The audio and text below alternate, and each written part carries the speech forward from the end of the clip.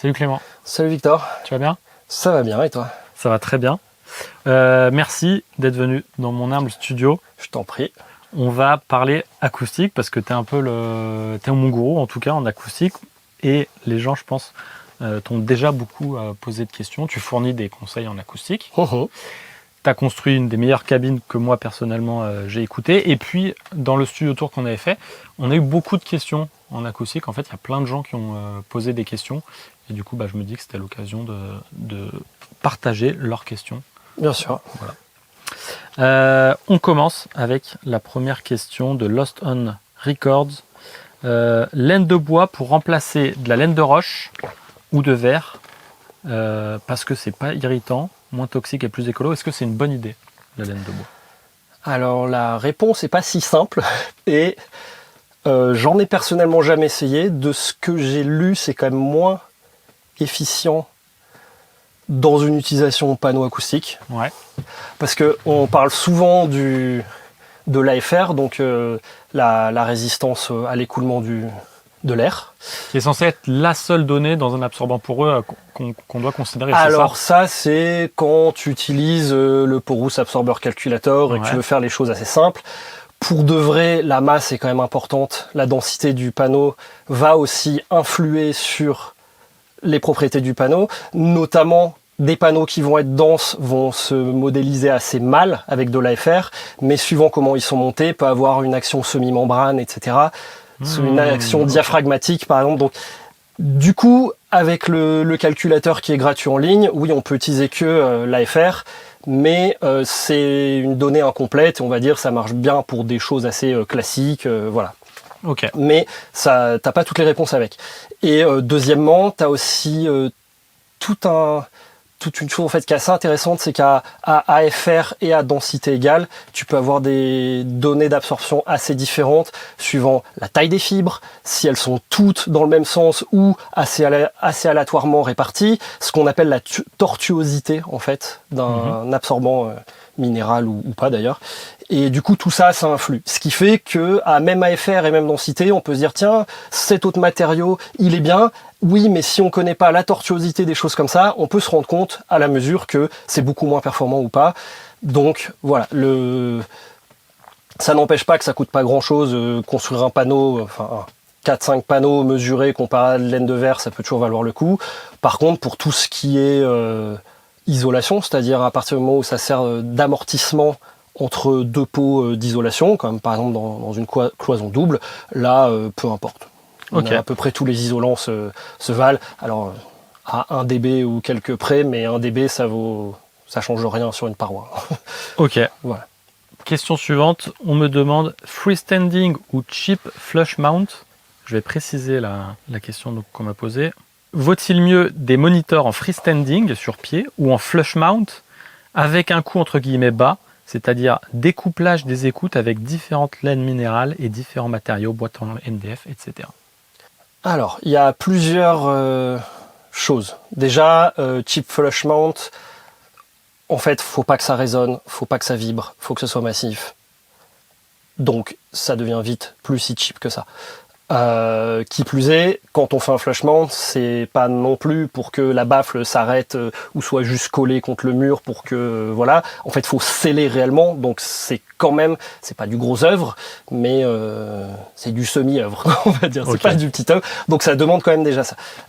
Après, dans les cheap flush mount, il y a ceux qui font ce qu'on appelle des soft flush mount. Donc, tu construis un mur, tu mets les enceintes dedans. Tu entoures de laine de verre et tu mets du tissu. Bon, ça permet de rapprocher les enceintes du mur, mais ça reste du freestanding. Les enceintes sur pied, dans tous les cas, le mieux c'est de les coller le plus proche du mur possible, parce que ça permet de faire monter en fréquence le rebond de l'arrière de l'enceinte qui va sur le mur et qui revient.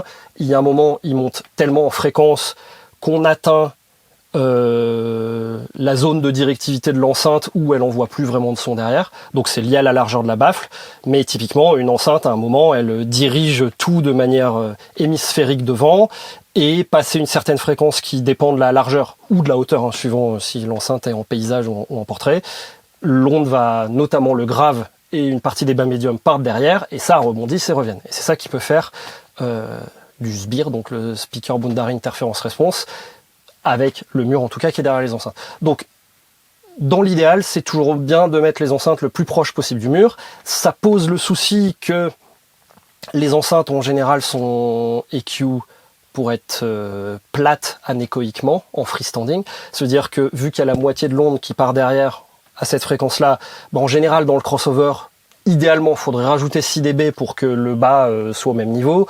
Dans la réalité, c'est jamais réellement 6 dB, ça peut être 4,5, 5, ça dépend un peu de plein de facteurs. Puis du choix aussi, du design, etc. Et du coup, quand on va poser l'enceinte contre le mur, on va récupérer ces 4-5 dB. Alors il y en a, suivant où c'est, ça peut être sympa en termes de une très grosse enceinte qui est large.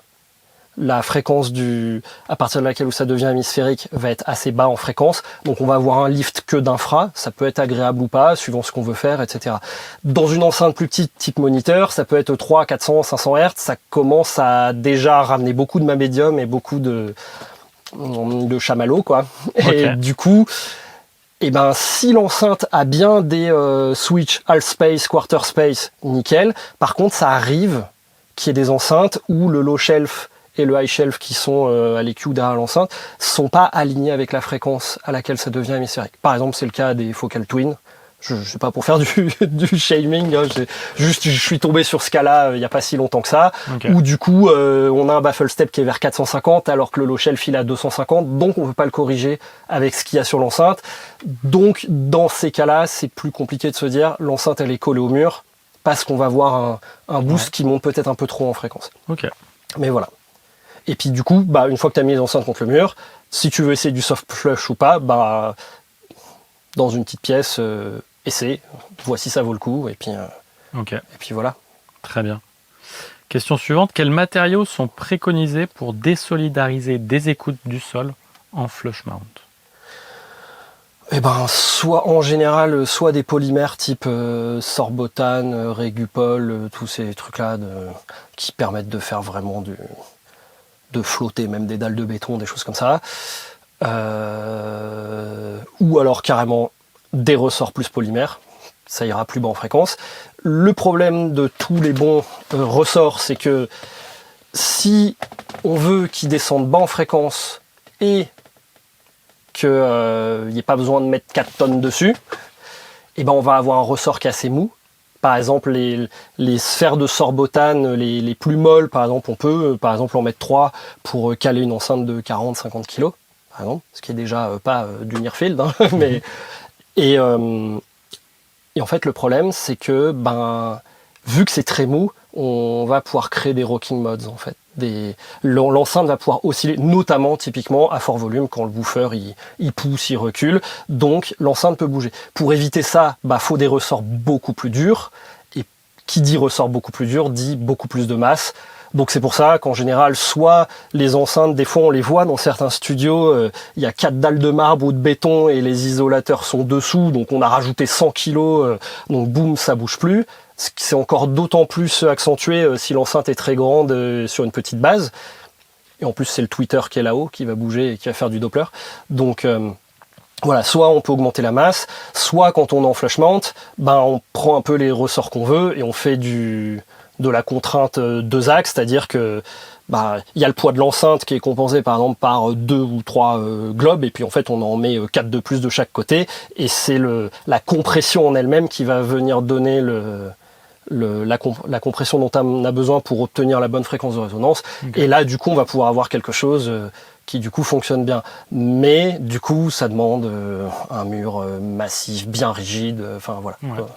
Okay. Toujours dans les mêmes problématiques, le flush mount ça demande de la masse, pas forcément de la masse, mais ça demande de la rigidité et on sait difficilement faire de la rigidité sans masse à coût normal de construction en tout cas. Ok. Vaut-il mieux pour du bass trap des guides d'onde ou bien 1 mètre de laine de verre d'épaisseur? Alors c'est une bonne question. Ça dépend déjà de ce que tu... Donc les guides d'onde, c'est ce que tu as? Ouais, voilà. Donc qu'est-ce que c'est, les guides d'onde? C'est des panneaux suspendus qui ont un certain angle et qui sont tapissés d'un matériau absorbant, en général pas très haute densité.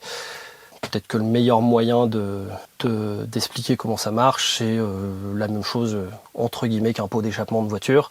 Un pot d'échappement, c'est un tube, il y a des trous de partout, et il y a un autre tube plus gros avec de la laine de verre dedans, et en fait, ça absorbe à une certaine fréquence, sans gêner le flux de l'échappement, quoi. Ok. Donc, le truc, c'est que les guides d'onde, en fonction de leur taille et de leur angle, ça absorbe, c'est un pic d'absorption à entre guillemets, on peut calculer leur fréquence propre.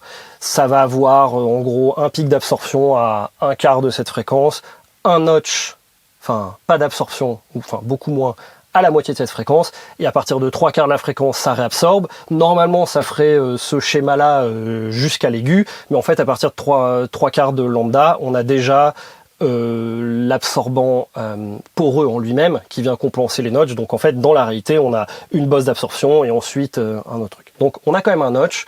Ce notch, il peut se répartir si on fait des panneaux qui font des tailles différentes, etc. Mais donc voilà, c'est quelque chose à garder en tête. De l'autre côté, de la laine de verre qui fait 1 mètre de profondeur, en fait, si on se fie que à l'AFR, il faudrait quelque chose qu'à 1000 ou 1500 ou 1400. En gros, un matériau comme ça n'existe pas. Même de la ouate de polyester, je crois c'est 2000 d'AFR. Et la ouate de polyester, si tu veux en acheter pour faire 2 mètres d'épaisseur, c'est pas cher quand ça fait 1 centimètre, mais si tu veux faire 1 mètre, on est vite confronté au coût. Et là encore, si on suit l'AFR, tout ça, c'est vrai, et on peut le prédire comment ça absorbe, si on est au-dessus de la fréquence de Schroeder, donc typiquement dans une chambre de réverbération, une très grande salle de concert, un labo de mesure acoustique, etc. Dans des toutes petites pièces, tout ce qu'on voit sur les calculateurs, en fait, on est dans des zones où on est en dessous de la fréquence de Schroeder de la pièce, que vous pouvez trouver sur tous les calculateurs en ligne. Vous mettez les dimensions et vous affiche la fréquence de Schroeder. En gros, en dessous de cette fréquence, il n'y a plus statistiquement suffisamment de modes pour que ça soit écu-réparti, et on vient à un comportement vraiment modal, très discret. Donc il y a des endroits ça résonne, il y a des endroits ça résonne pas. Et du coup, dans cette zone de Schroeder, en dessous de Schroeder, tous ces modèles qui nous expliquent qu'on doit avoir tant de coefs d'absorption pour où s'absorbe leur calculateur, en fait, ça prendra des pincettes puisque c'est l'absorption qu'on aurait sur un truc très très grand, dans un champ statistiquement diffus, etc. Donc c'est pour ça que c'est pas si simple. Les guides d'onde, ça a aussi une autre chose, c'est que du coup, de mon expérience, donc là encore, c'est que des tests que j'ai faits et je me trompe peut-être, mais ça m'a l'air un peu plus simple de prédire, ou en tout cas de comprendre comment varie la fréquence d'accordage d'une membrane qui est derrière, comparé à une couche de poreux complète qui bloque un peu plus, entre guillemets, l'air, et qui du coup impacte beaucoup plus le comportement de la membrane derrière. Et ça, faut faire des modèles assez compliqués ou des simulations avec des logiciels compliqués pour comprendre les interactions entre ça. Donc voilà, les guides d'onde, c'est un petit peu plus friendly avec des membranes derrière. Ok, très bien. De mon impression. Voilà, je mets plein de guillemets. D'ailleurs, toujours sur les membranes agissant en dessous de 50 Hz chez toi, sont-elles accordées ou large membrane? Bon, c'est peut-être large fréquence, large bande le terme qu'il voulait utiliser. Alors, il n'y a jamais réellement des membranes large bande parce que c'est exactement la même chose qu'un filtre bande passe, un filtre passe bande, voilà en français. Une membrane très rigide va avoir un facteur Q très élevé, donc un pic d'absorption vraiment très défini, mais très fin en fréquence. Une membrane très molle, etc., va avoir un facteur Q beaucoup plus large, mais une efficience beaucoup plus basse. Et il y a un moment, si tu veux faire 3 octaves avec des membranes, ou même 2 octaves, l'efficience va être tellement basse qu'en fait, ça sert pas à grand-chose. Donc, une membrane, ça a toujours un octave, un demi-octave. Dans les faits en studio, même, moi, ce que j'ai fait, c'est des membranes avec du caoutchouc, donc c'est plutôt mou, c'est plutôt donc du Q assez large. assez large pour de la membrane qui fonctionne encore, mais grosso modo, quand tu regardes ce que ça fait, tu dois avoir vraiment un demi-octave où c'est vraiment efficace. D'accord. Donc après, dans mon studio, il y en a en gros il y en a 26, il y en a 30, il y en a 37, et je sais plus la dernière, ça fait longtemps. Okay. Mais en gros, elles sont placées voilà, pour un peu cibler les choses. Y a-t-il une asymétrie optimale au niveau des murs pour un studio ? Alors, une asymétrie, j'ai envie de dire que non. Typiquement, dans l'aigu, le médium, au-dessus de Schroeder, de la symétrie, c'est quand même beaucoup mieux pour l'image. C'est beaucoup mieux pour... Donc là, on parle de quoi ? De murs non parallèles ? Alors, excuse-moi, la question c'est, y a-t-il une asymétrie ? Oui, c'est pas forcément gauche-droite, ça peut être avant-arrière ou... Donc je sais pas s'il parlait de murs peut-être non parallèles, parce que j'ai vu que c'est quelque chose qui est un peu commun. Certaines personnes font des murs non parallèles dans leur studio en pensant que ça va répartir, que ça va aider en tout cas.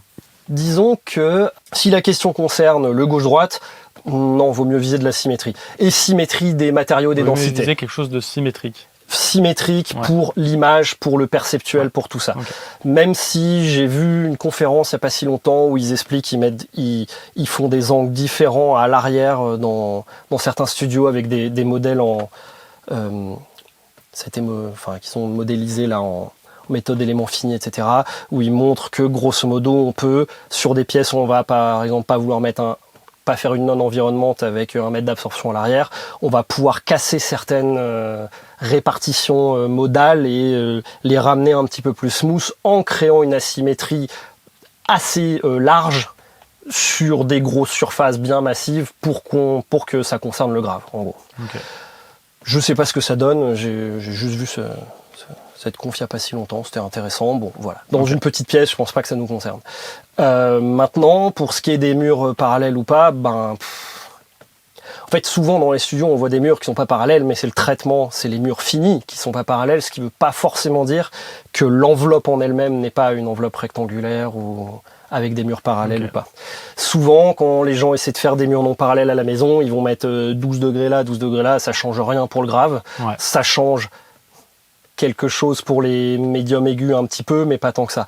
Là où ça peut être très intéressant, les murs non parallèles, c'est quand on flush mount ou quand on met les enceintes très proches du mur et qu'on veut faire une LEDE, une RFZ, donc typiquement garder toute l'énergie du médium aigu pour essayer de la rediriger soit sur un gros réflecteur ou un gros diffuseur à l'arrière pour avoir ce qu'ils appellent en tout cas dans ce principe acoustique le ass kicker qui vient casser la zone, qui vient terminer en fait la zone sans première réflexion. Donc ça peut être intéressant pour des choses comme ça. Maintenant, là encore, pour faire des vrais RFZ, faut des pièces qui sont grandes parce que sinon le ass kicker il arrive trop tôt et donc il est très gênant perceptuellement. Voilà, moi j'ai envie de dire, pour faire du DIY, des home studios, des choses comme ça, vaut mieux se concentrer sur du traitement comme il faut, pas chercher à casser des murs parce que casser des murs ça réduit la surface, ça réduit le volume et plus le volume est petit, plus c'est l'ennemi. Donc, c'est une fausse bonne idée. Ouais, c'est une fausse bonne idée. Et il faut aussi se dire qu'à un moment, si on a une pièce rectangulaire, un bunker en béton armé, c'est très prévisible où les fréquences de résonance vont être et on peut un petit peu. Et c'est un avantage si on se dit ok, je sais qu'à l'arrière va falloir que j'essaie de traiter ça ou voilà. Alors que si on commence à tout casser, va falloir qu'on ait tout construit pour ensuite mesurer, se dire c'était peut-être une bonne idée ou pas. Mais on est vachement dans quelque chose de plus itératif et au fil de l'eau. Ok. Quand on a un petit studio, quel est le meilleur moyen d'isoler la cabine de la régie ? Alors j'ai envie de dire défini petit, et typiquement plus un studio est petit, plus c'est l'angoisse. Okay. L'isolation, ça demande de la surface, ça demande de la masse. Il y a un moment, si tu fais un mur par exemple une partition qui résonne à 14 Hz, c'est en gros je crois 40 cm d'épaisseur. C'est 3 épaisseurs de placo, 330 ou 350 mm de vide et 3 épaisseurs de placo ou de fermacelle ou de trucs comme ça un petit peu plus dense. Bon, il y a un moment, si tu as une pièce de 20 mètres carrés ou si tu as 100 mètres carrés et que tu perds 40 cm pour faire des murs, il te reste 90 mètres carrés. Si tu as 15 mètres carrés au début et que tu veux faire des murs et qu'il t'en reste 3, là encore c'est le problème quoi. Donc Après, ça dépend, isolé pourquoi. Un petit studio, Ouais, typiquement, ça peut être du voix. voice, ça va être pour faire de l'overdub, enregistrer des voix, un instru solo ou des choses comme ça. Bon, bah, du coup, forcément, si on vient enregistrer une voix, qu'on se dit qu'on va pas mettre les monitos à fond pendant que le chanteur, Ouais. même si c'est un baryton, pendant que le chanteur il chante, donc quelque chose qui Donc qui volume peu isole élevé. déjà un petit peu à 100 Hz, ça peut faire le job. Alors Ok. par contre, si d'un Alors côté qu'est-ce qu'on on a a comme solution pour isoler à partir de 100 Hz? classique, hein, c'est Pas boîte cher. dans la boîte. Hein. Ok. Non, il y a jamais pas cher. Il y a jamais pas cher. Choisis une fréquence de résonance, essaie de l'avoir sur toute l'enveloppe intégralement, sauf le sol si tu cherches pas à ce que la fréquence soit vraiment très très grave. Bah, si tu es au sol sur une J'ai dalle, pas compris, je cherche une fréquence de résonance. bah, par exemple, tu vas te dire, je vais enregistrer des voix, disons que, et même du 100 Hz, on va déjà perceptuellement, même si t'as un peu des choses qui passent à travers les murs jusqu'à 100 Hz, ça va quand même être pas mal masqué, donc ça va pas forcément pourrir les enregistrements aussi vite qu'on peut se le dire, que le penser, comme par exemple des bruits comme un coup de disqueuse dans les médiums aigus du voisin au-dessus, ou un bruit de perceuse solidien, etc. Donc, si on veut isoler par exemple pour des voix, on cherche un calculateur de transmission loss. Oui, je le dis en anglais parce que ça sera plus simple de le trouver sur Google. Voilà. On sait qu'une voix, ça va être 80-100 Hz. Ouais. Si on se dit, ok, j'essaie de viser... faut être réaliste, hein, parce que les gens vont se dire, je veux 50 dB à 100 Hz. Bon, oublie. Tu vas regarder ce qu'il te faut, ça va être long. Ça va être cher, ça va être très épais. Donc, c'est essayer de aligner un petit peu les attentes par rapport à ce qui est faisable par rapport au volume. À partir de là, on voit... si on double la masse, Alors ça peut être quoi concrètement? Ça peut être des panneaux d'OSB avec dedans deux panneaux d'OSB, un isolant dedans poreux. En fait, ce qu'il faut, c'est des choses qui plus est dans du petit studio, donc on n'a pas beaucoup de place, faut de la masse. Si elle amortit, c'est encore mieux. Typiquement, l'OSB, c'est 500 kg au mètre cube, ou 550, c'est quand même assez léger. Par contre, ce qui est intéressant avec l'OSB, c'est quand on en met sur une cloison et qu'on veut visser une étagère ou un truc comme ça, structurellement, c'est assez costaud. Le placo, ça va de 700 à 1200 kg au mètre cube. Donc, une fois et demi à deux fois et demi, 1,2 fois à 2 fois et demi l'OSB. Typiquement, les placos phoniques vont être très chers, alors qu'on va passer de 700 à 950 kg au mètre cube. Si on veut en plus faire du studio, on reçoit des gens, il faut aussi penser au fait qu'il faut mettre des choses aux normes. Ça vaut le coup? Non, c'est trop cher pour ce que c'est. Disons qu'au prix du placophonique, tu as du Fermacell qui fait 1200 kg au mètre carré, qui est structurellement plus costaud, au mètre cube, pardon, qui est donc plus dense pour la même épaisseur, qui est imputrescible. En fait, le Fermacell, c'est une plaque phonique, feu et hydro en même temps. Et ça coûte le prix d'un placo acoustique. Okay. Donc, il y a un moment... Si tu as un peu plus de budget, mets du Fermacell. Mais des fois, 2 plaques de Fermacell, ça coûte quand même 2 fois plus cher que 4 plaques de placo de base et ça aura la même masse. Mais les 4 plaques de placo de base vont te faire 50 mm d'épaisseur au lieu de 25. Donc après, c'est tous ces compromis-là. Mais bon, c'est pour ça, petite, faut définir parce que ça marche. 30 mètres carrés, c'est pas la même chose que 12. Okay. Bon, on s'arrête là pour cette question-là. On revient sur les membranes. Membranes souples ou rigides? La tenue de l'accord des membranes dans le temps. On a peut-être 2 questions en une. Ouais, on a 2 en une. Alors, qui dit membrane rigide dit, comme j'ai tout à l'heure, bande d'absorption très efficiente mais plus petite. Typiquement, si elle n'est pas suffisamment amortie, elle peut aussi réémettre plus facilement qu'une membrane qui est plus amortie. Donc, il y a déjà ça. C'est plus le Q est élevé, donc plus la bande visée est fine, plus c'est dur de tomber dessus. À un moment, il y a quand même aussi toutes les tolérances de fabrication, etc. Alors après, il y a des méthodes. Par exemple, André Varé, un mec qui poste pas mal sur Gearspace, qui s'appelle Avar. C'est assez intéressant ce qu'il dit. C'est un acousticien canadien, si je dis pas de bêtises.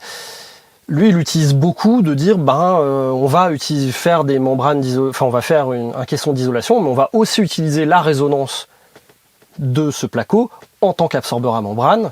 et utiliser ça, c'est ce qu'on appelle le invisible alpha, parce que c'est ce qu'on a dans n'importe quelle chambre avec une cloison au placo. Ça, de base, ça résonne à 70 Hz en gros. Donc en général, on n'a pas trop de trucs qui résonnent à 70 Hz quand on a des petites pièces avec des cloisons comme ça. Bon, on entend tout à côté, de partout, on peut pas tout avoir, mais au moins on n'a pas trop de problèmes à 70. Parce que ça passe à travers, ça se fait aussi un peu absorber par la partition. Et du coup, lui, ce qu'il expliquait, c'est quand on veut viser particulièrement une fréquence, du coup, plus la membrane est tendue et on l'empêche de bouger, plus ça a tendance à faire monter la fréquence.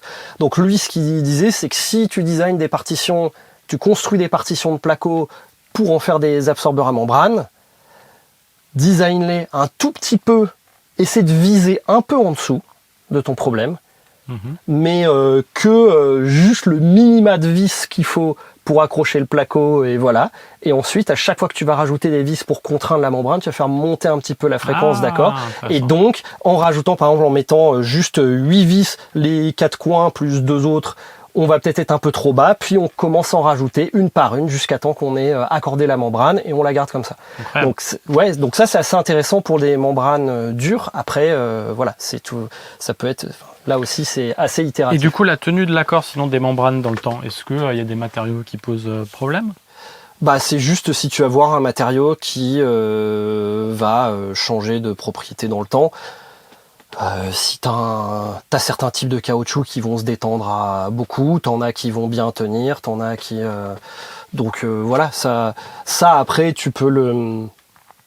Faut regarder un petit peu les specs déjà des types de matériaux que t'achètes, et puis il y a des raisons pour lesquelles, par exemple, il y a beaucoup de... Les membranes en EPDM, c'est assez safe, alors que certains autres types de caoutchouc vont être plus ou moins... voilà, donc après, c'est pour ça qu'il y a un peu les suspects habituels qu'on revoit assez régulièrement. Après, ça reste la tenue dans le temps. C'est aussi, si tu as mis un mastic colle pour bien, type Sika ou truc comme ça, pour bien sceller, mais que finalement c'est de la mauvaise qualité, que ça craque dans le temps, etc. En fait, c'est toutes ces choses-là. Okay. Si tu as fait des parois en bois trop fines qui peuvent vibrer et qui sont en bois massif et poum, qui vont se prendre une fissure et hop, ça fait une fuite, c'est toutes ces questions-là en fait. Okay. Donc, il nous reste 2 questions. Que traiter en premier dans une pièce pour une écoute aux enceintes, un home studio donc. Là encore, donc ça dépend quand même un peu du budget, mais donc je brode un peu pour partir d'un cas, on va dire à une chambre en rab. Espérons qu'elles sont en rab. Il y a 8, 10, 12, 13 mètres carrés, 15 mètres carrés. Bon, première chose, on essaie, si on a des monitos qui ont donc bien les half space, quarter space, les boutons pour contrôler l'acoustique derrière, on essaie de les mettre le long du mur. On essaie de se trouver un triangle, on s'avance, on se recule. On se met plutôt dans la longueur de la pièce ? Plutôt dans la longueur. Il n'y a pas de règle, mais a priori... Disons que ça fonctionne comme ça. Le truc qui fait beaucoup de dégâts, ça dépend là aussi ce que tu fais. Si c'est pour contrôler des voix, juste, c'est pas trop grave. Par contre, si tu veux mixer de la techno avec des infras d'outre-tombe, le bas va être très important. Et le rebond du mur arrière va être celui qui va te faire le plus gros trou dans ta réponse, etc. Et du coup, si tu peux l'avoir le plus bas possible, en étant dans la longueur, ça peut être pas mal. Et surtout qu'il arrive un peu plus tard, ça aidera aussi sur les médiums aigus. Mais donc, tu te mets dans la longueur, tu plaques les enceintes au mur, tu les mets à 30 degrés, tu mesures un peu, t'avances, tu recules, t'écoutes plein de choses, t'essaies de voir là où le bas est à peu près le mieux. Donc en général, si la pièce est très petite, tu vas te retrouver peut-être à 2/3 du mur de devant, alors que si la pièce a un petit peu plus de place, comme là, tu es à peu près à 1/3 de 5e un tiers de 5e de la longueur. Le milieu à éviter, parce que c'est là où on tombe dans le trou modal qui est lié à la première résonance modale. Une fois qu'on voit là où le bas a l'air d'être pas mal, on réajuste l'écartement des enceintes, parce que pour avoir le triangle de 30 degrés, triangle de 30 degrés qui vise 30 cm derrière la tête. Comme ça, quand on bouge comme ça, on reste à l'intérieur du triangle. En général, si on est à l'extérieur du triangle, dès qu'on bouge, l'image change beaucoup plus que quand on est à l'intérieur. Donc, tu vois, un petit peu à l'intérieur du triangle, mais pas trop. Si besoin, question des fois d'aigus, de type de monito, de plein de choses, On garde le triangle, on réavance les enceintes sur le même axe ou on les recule si on veut un triangle d'écoute plus near-field, plus far-field. Et on revérifie. Voilà. Et une fois qu'on a ça, si tu as les enceintes collées au mur, le mur de devant, tu peux le laisser non traité pour le moment, parce que ça te fait un bon indice psychoacoustique dans la pièce et c'est super agréable pour pas devenir fou. Un panneau de chaque côté au point de première réflexion. Alors le panneau, faut quand même qu'il ait une taille pour descendre au moins dans les bas médiums. Donc si on imagine les panneaux de laine de verre qui font 1m20, si on peut se mettre un carré au moins d'1m20 par 1m20 de chaque côté au niveau des premières réflexions, c'est cool. Faire un clou. Quelle épaisseur de panneau? Dans l'idée, 30 c'est bien. Après, 30 c'est bien avec de la laine d'isolation des combles, c'est le moins cher. Ça coûte moins cher que de faire un panneau de 10 en termes de matériaux. Ça coûte un petit peu plus de mètres carrés de tissu, mais bon. Ouais. Mais voilà, 30 c'est bien, sinon 20, 15, 10, bon 10 c'est déjà moins bien et 5 ça sert pas à grand chose.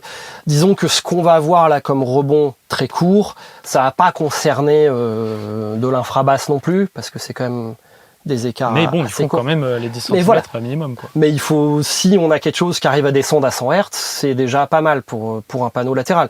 Typiquement, 30 cm de laine de verre, ça absorbe très bien jusqu'à, je crois, 80-90. Donc c'est pour ça, 30 c'est pas mal pour des panneaux latéraux.